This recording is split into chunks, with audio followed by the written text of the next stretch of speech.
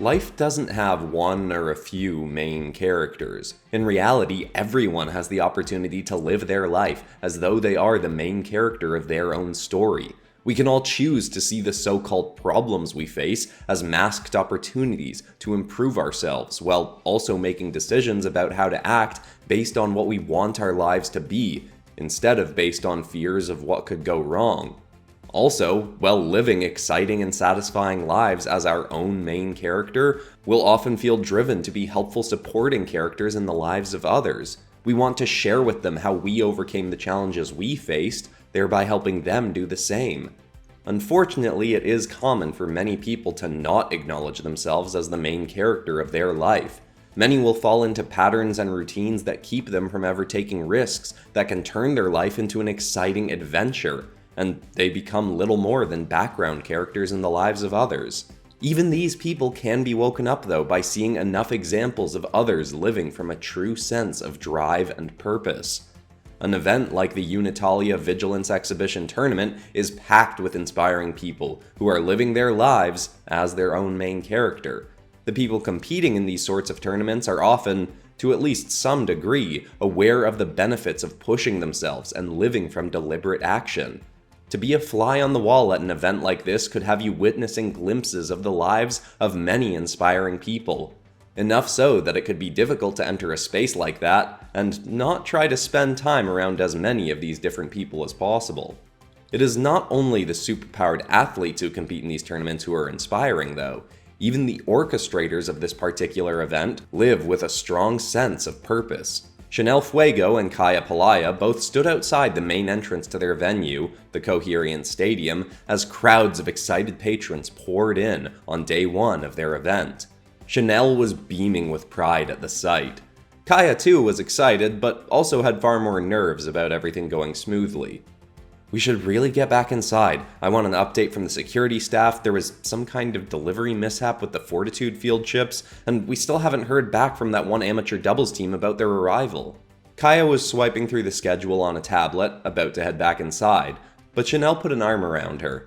"Just give it one more minute, Kaya. Take it in, enjoy it. We actually did it. We didn't just do it, we sold out. No tournament sells out their first year, let alone gets this much press coverage." Kaya rolled her eyes with a smile.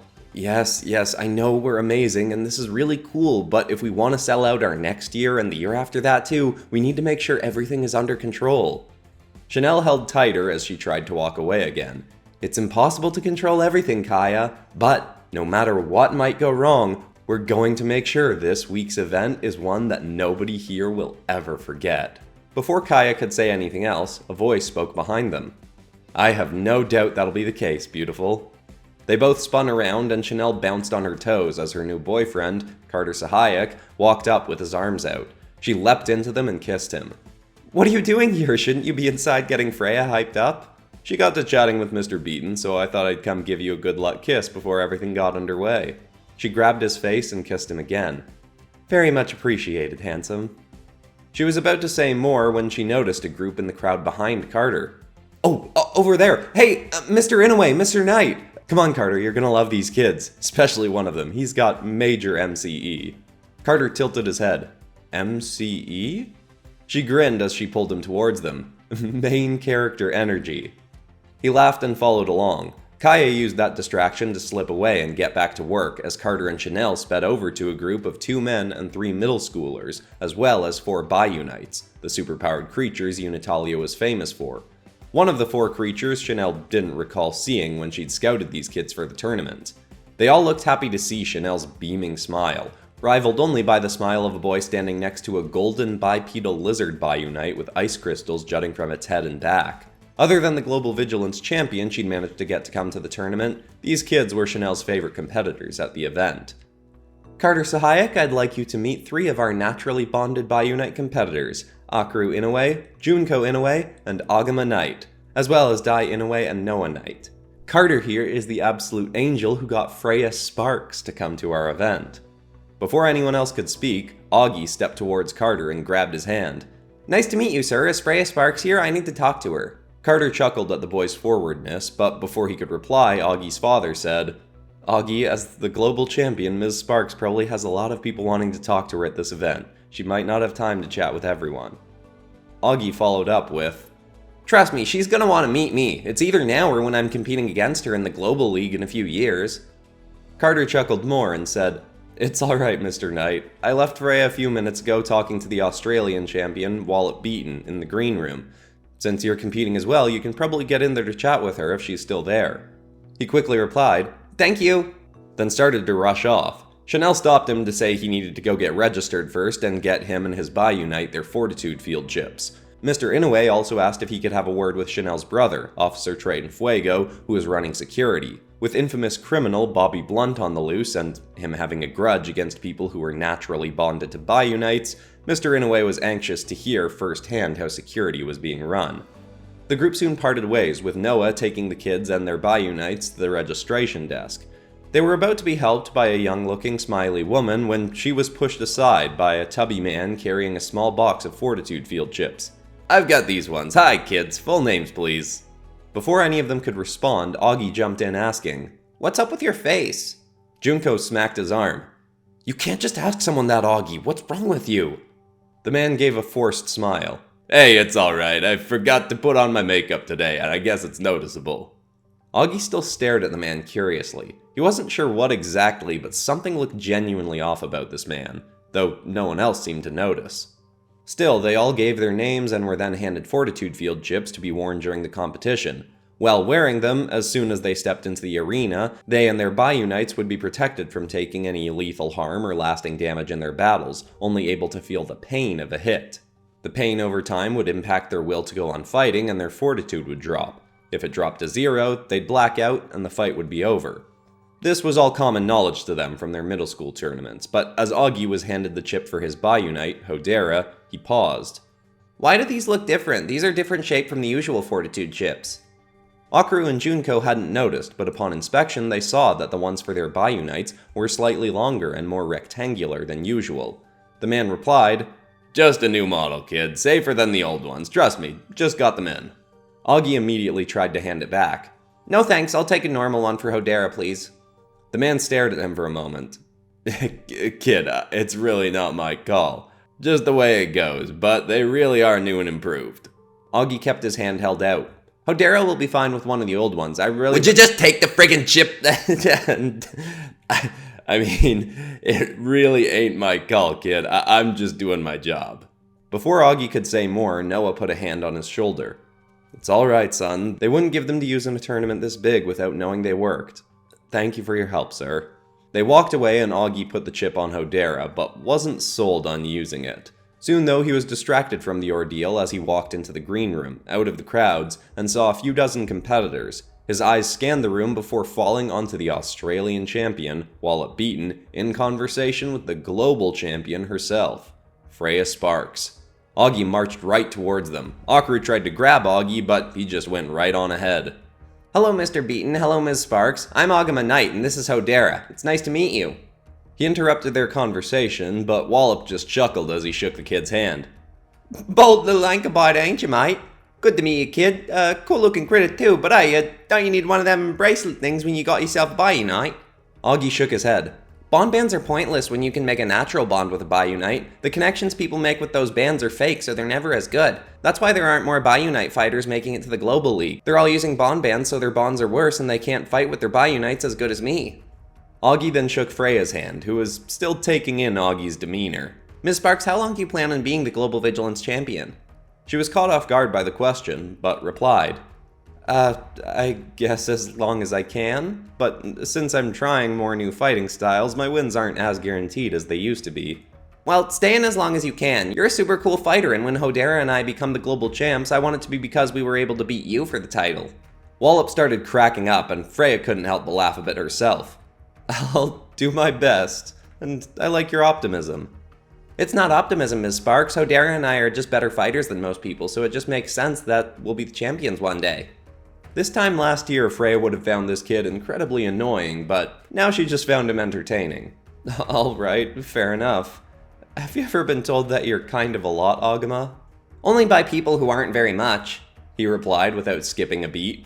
Wallop started cackling even more. "This kid is the best. Maybe I should step down and you should fight with him."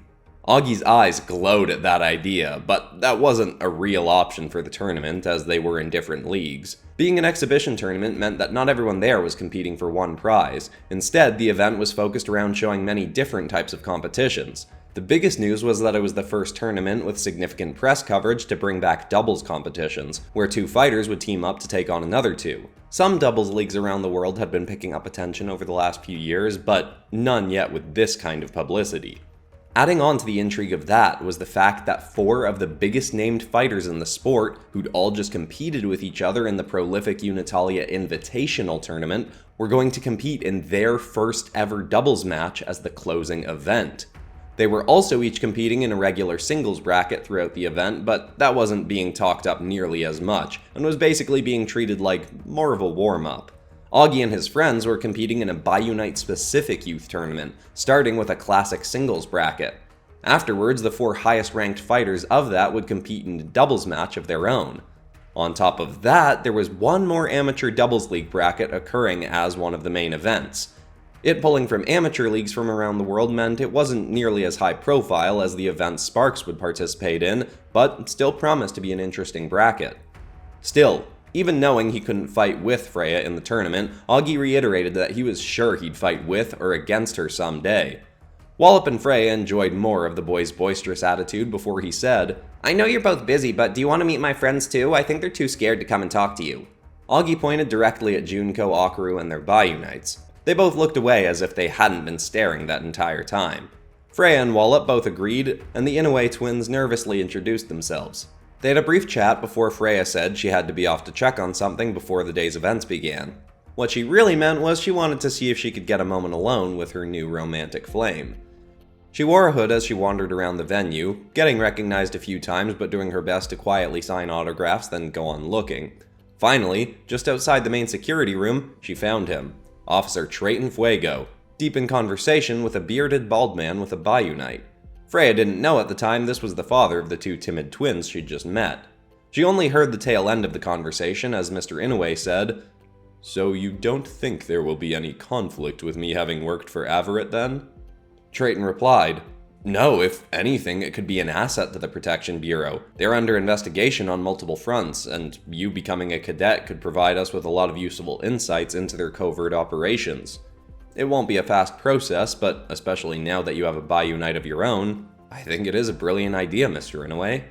They then both noticed Freya approaching and Mr. Inoue's eyebrows raised in surprise. He glanced at Trayton's reaction and saw that it was excited but less surprised, so he simply said, "Well, thank you for your time and for this," he said, raising a small radio device in his hand, "and I will leave you to your work." He walked past Freya, trying not to stare at the global champ, and gave a slight nod, then continued on to find his kids and Augie. Freya walked up to Trayton, acting a little shy herself. "Officer Fuego, how are you doing today?" He smiled more eagerly as he said, "Very well, thank you, Miss Sparks." He glanced around to make sure nobody was looking. Can I kiss you here, or?" She nodded very quickly. They shared a quick kiss that left both of them blushing.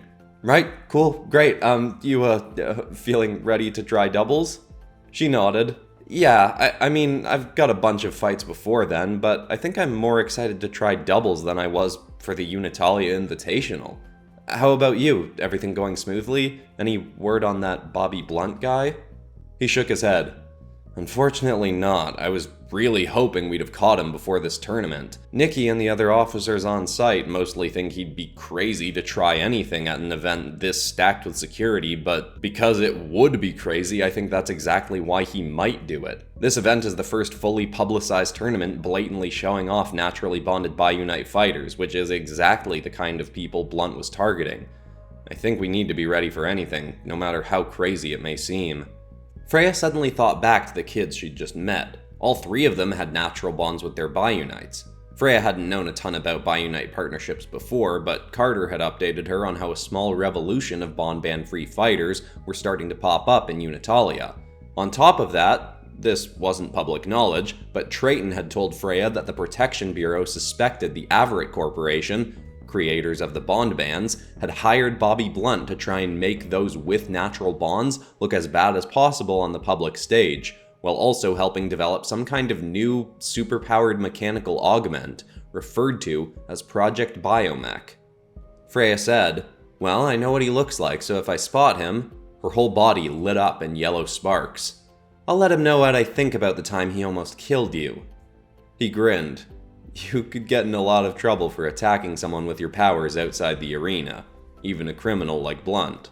She smiled and kissed him again, this time more confidently. "I've gotten pretty good at handling trouble."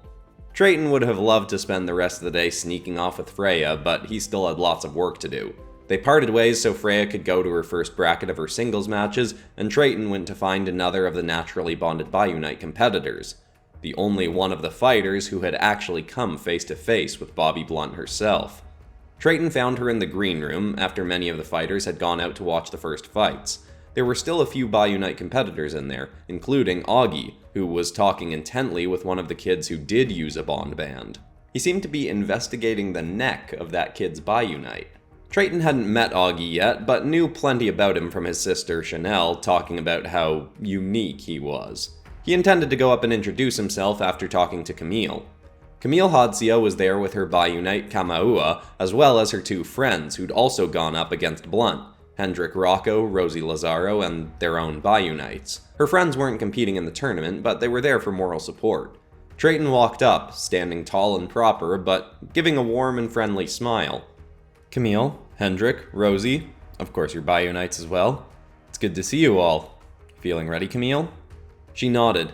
"Yeah, I mean, sort of. Pretty nervous, I guess. I've fought in a bunch of high school tournaments now, but nothing with nearly this many people watching. I think the crowd for the youth Biunite battles are smaller than the main stage fights, but, it's still a lot." Rosie put her hand on Camille's and rubbed it encouragingly. That instantly seemed to calm her down. Trayton was just glad she wasn't thinking about Blunt. "Well, I'm sure you're going to do great out there, and the security detail here is quite substantial, so we're going to make sure everything runs smoothly and you can focus all your attention on winning." She nodded thankfully, but before she could say anything, Augie walked up to them holding something in his hand. "Hi, I'm Agama Knight. You're competing with a Naturally Bonded Biunite too, right?" They were all caught off guard by his fast approach, but Camille replied, Yeah, hi, it's nice to meet you. We actually all saw you and your friends fight with your own Biunites a while back, and that's what inspired us to find natural bonds of our own. So, yeah, we kind of owe you one, thanks." "No need to thank me, I just helped you see something that everyone is going to see eventually. But can I see your Biunite's fortitude field chip?" Trayton was suddenly intrigued by the question himself. Camille picked up her twin-tailed chameleon Biunite, Kamaua, and sat him on her lap, so Augie could see the fortitude chip on his neck. He opened his palm and looked at the one in his hand. They were the same, slightly alternate shape to the regular ones. Augie nodded. "That's what I thought." He looked up at Trayton. "Officer, we've got a problem." From just Trayton's first conversation with Augie, while the information Augie provided was somewhat distressing, he was also instantly sold on what his sister had said. This kid was great. Trayton quietly got his officers to work, but tried to remain as quiet about it as they could. If he was on site, they didn't want to scare off their mark. Camille and Augie became two of the few people in the know about the search now being more actively run, but Trayton assured them both that they should focus on the tournament and let the Protection Bureau do their thing. When the Youth Biunites tournament was underway, the crowd watching was far larger than Camille had expected. Chanel and Kaya had played up in the marketing how bond band-free Biunite fighters were going to show off what a naturally bonded pair could do, and many people were intrigued and likely looking to be inspired. The world had been sold the idea for so long that not using a bond band was dangerous, and while many certainly believed it, plenty of others were eager to gain hope that they too could make a bond without paying the exorbitant fees for one of Averett's bands. Of the 16 fighters in this bracket, 7 had natural bonds with Biunites. Even though there weren't teams in this part of the exhibition, many were looking at this as though it were natural bonds versus band users.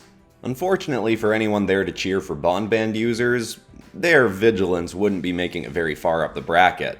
As Augie would have confidently predicted before the tournament, the naturally bonded users were sweeping the competition. By the time it came down to 8 remaining, only 2 bond band fighters had managed to get through. By the time it got to the semi-finals, there were no bond band users left, and the only question that remained was which of the top 4 Naturally Bonded Biunite fighters would take home the gold. Akaru had gotten through his first 2 matches fairly easily, and was hoping it would come down to him and Augie in the finals. But before getting there, he was put up against Camille, who provided much more of a challenge than he expected. Akaru and his Biunite, Hapalima, versus Camille and Kamaua was one of the standout fights from that branch of the exhibition. Both fighters started the battle bonded with their Biunites, so Akaru had long stone arms, and Camille's legs were converted into lizard-like appendages, and she had a thick tail.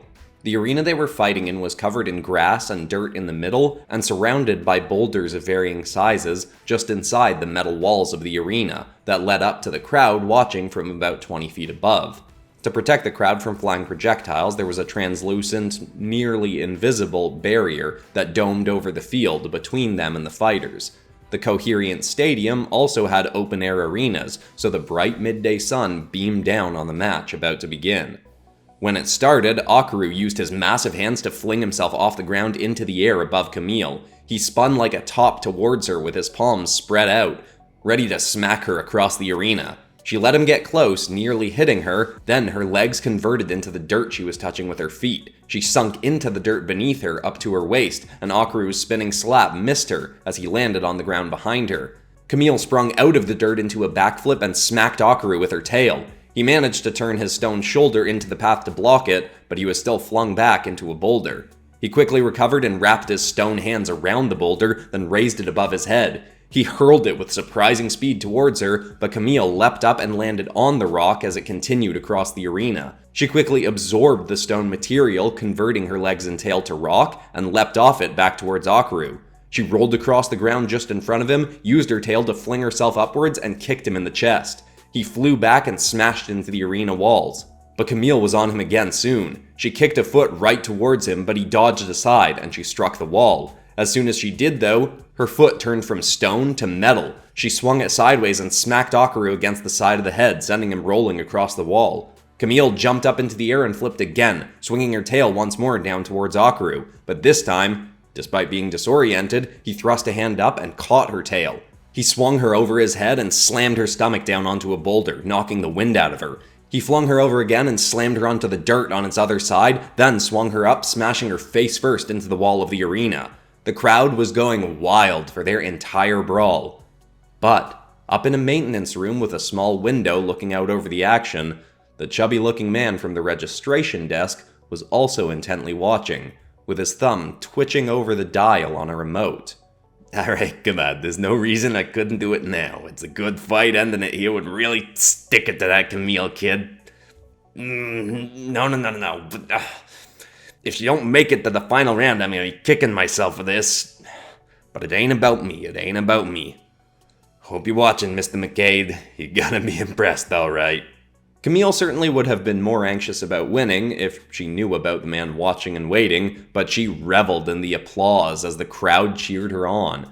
Akaru had managed to get the upper hand for a while after that barrage of slams he'd laid against her, but eventually Camille had gotten a second wind. 20 minutes into the fight, it was anyone's match, but both fighters were exhausted. Camille managed to scramble up the wall of the arena to take a moment to rest, but Akaru raised a boulder half the size of his body in one hand and used his other hand to fling himself into the air. He reeled back the boulder to throw it, but as soon as he was mid-toss, Camille sprung off the wall right towards him. The boulder left his hands, got to her, and she instantly kicked it with both her feet and her tail, sending it right back at him. It struck him in the chest and knocked him back to the ground, with the boulder pinning him down. She landed down near him, ready to land a final strike with her tail, but his fortitude had dropped to 0, and he was out cold. She rolled the boulder off him, then raised her hands in excitement. Camille had won. She was ecstatic. But her leering onlooker was excited about the win as well. The finals for the Youth Biunites tournament was on the morning of the 3rd day, and it came down to Camille versus Agama Knight. It was more perfect than Blunt could have imagined. He'd get to embarrass both the girl that had outed his criminal activity, meaning to go out in public he had to wear incredibly uncomfortable disguises like the itchy mask and fat suit he was wearing, and the irksome boy who started the whole natural bond revolution, as well as made a stink at registration about Blunt's altered fortitude chips. And, most importantly to Blunt, he'd get to impress his avid employer, Mr. McCade, by getting prime-time footage of naturally bonded Biunites going berserk. Things seemed to be lining up even better for Blunt when Camille and Agama were starting their fight not bonded to their Biunites, which was uncommon for both of them. It'd be apparent much more quickly to the crowd here and watching at home to see the creatures misbehaving when they weren't bonded to their partners. A minute into the fight, Hodera spat a beam of ice at the ground to keep Kamaua from diving into the dirt like water, but it quickly absorbed the ice, converting its body so the cold was not able to slow it down after that. Blunt couldn't wait any longer and turned his dial to just level 1 at first, hoping to make the progression slow. If he cranked his dial all the way up to 11 right off the bat, which was the top number of his homemade device, the fortitude chips he'd given the naturally bonded Biunite users would have made their creatures fly instantly into a furious, aggressive state far too quickly, and been too obvious that an outside force was at play. He left it at 1 for a moment, but wasn't noticing much different in the way the creatures were acting. They still seemed pretty compliant to their human partners. He dialed it up to 3 just to get things going a bit faster. Still, he was seeing no evidence of a change in the creatures' mentalities. Hodera and Augie soon after bonded together, and Blunt knew Camille would likely do the same soon as well. The chips would still work, but there was more of a risk of the human partners being able to control the Biunite if they were bonded, so Blunt just cranked it all the way up, throwing subtlety out the window. But, to his fury, even at 11, the Biunites were acting no different. Pounding his fist against the wall, he grabbed a camera of his own making and zoomed it in on Kamaua. When the feed coming through stabilized, he was able to see the fortitude field chip on the Biunite's neck.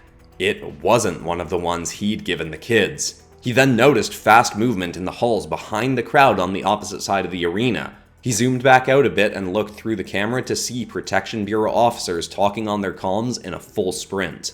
In fury, he smashed his camera on the ground, leering one last time at Agama.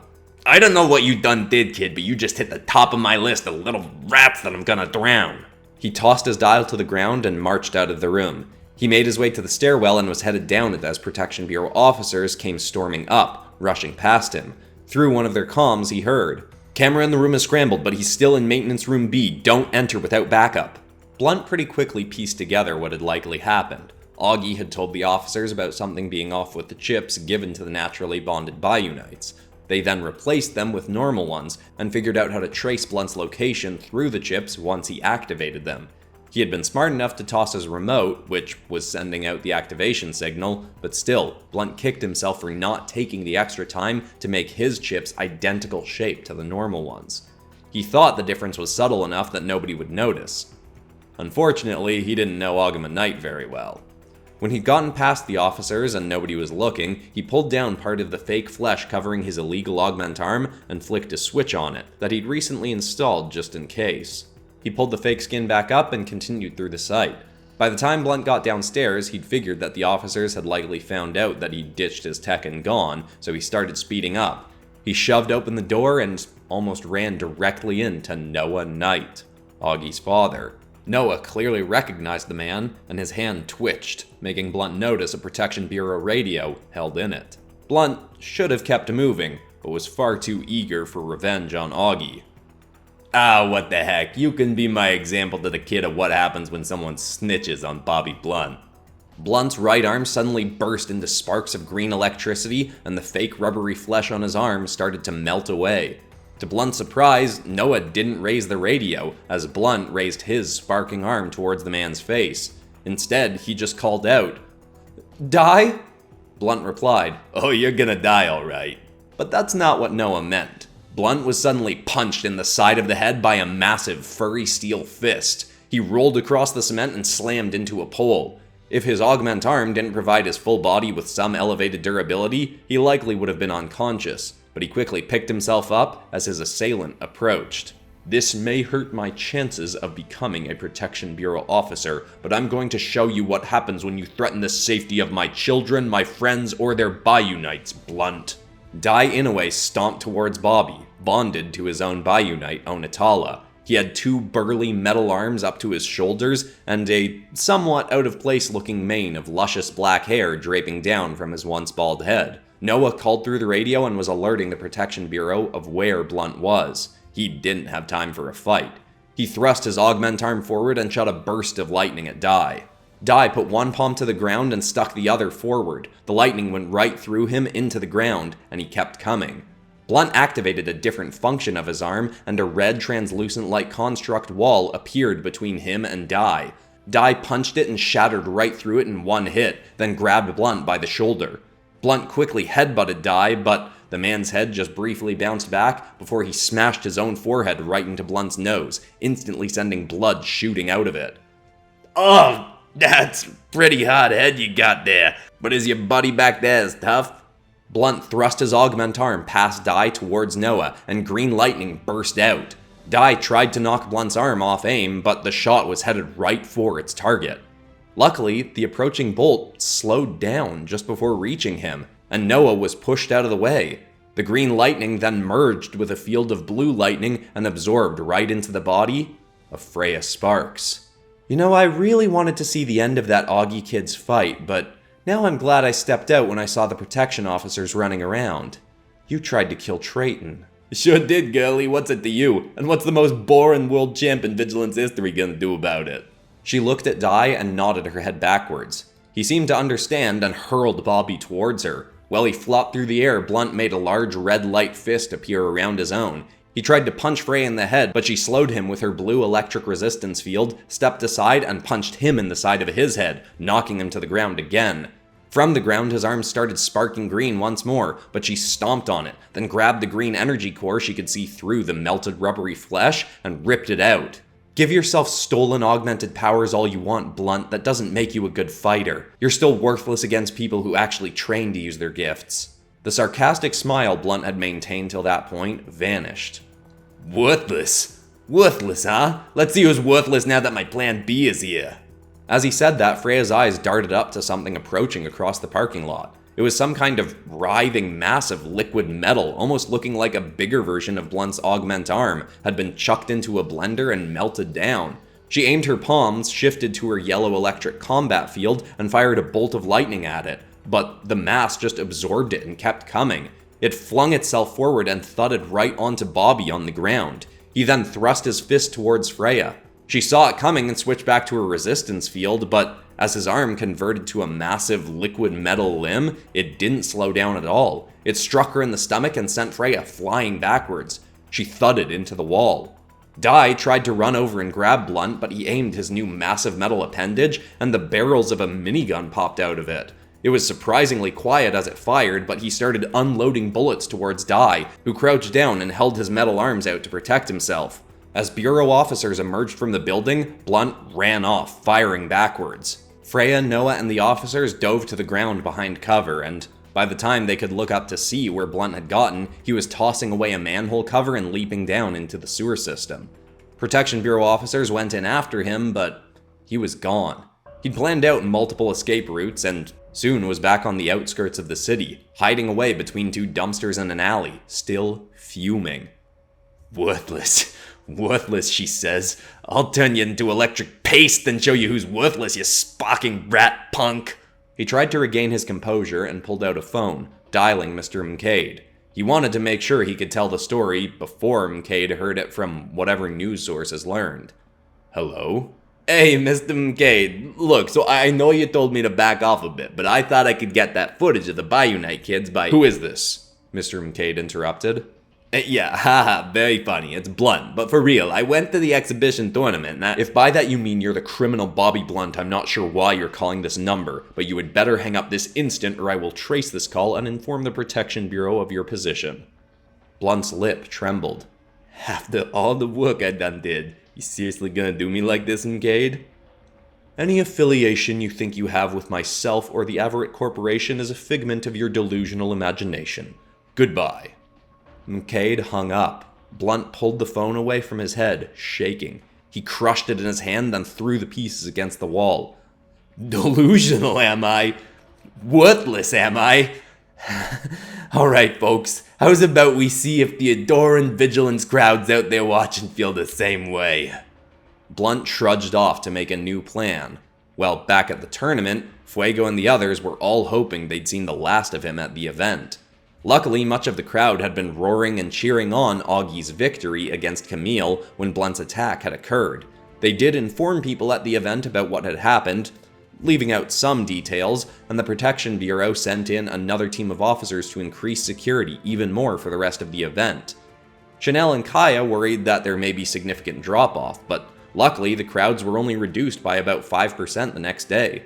It seemed any fear people had about another attack from Blunt were significantly outweighed by their excitement for the battles to come, especially building up to the final day's big doubles match where Freya Sparks and Wallop Beaton would face off against Chadwick Geigar and Flamtatius Staphos. All eyes would be on that event, making it exactly the moment when Blunt would want to strike next.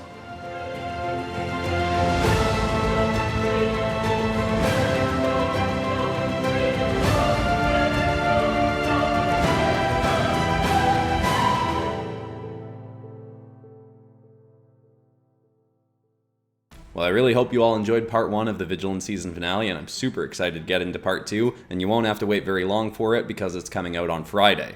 And within a few weeks after that episode coming out, I will also be releasing the Vigilance book, which I'm super excited about. I've started formatting it, and it's coming together pretty quickly. Mostly I'm just going to have to go through, reread the whole thing, and do a little bit of editing. But anyway, I'm not going to do an extended outro today because I have to get into recording part 2, so I'll see you all in a few days.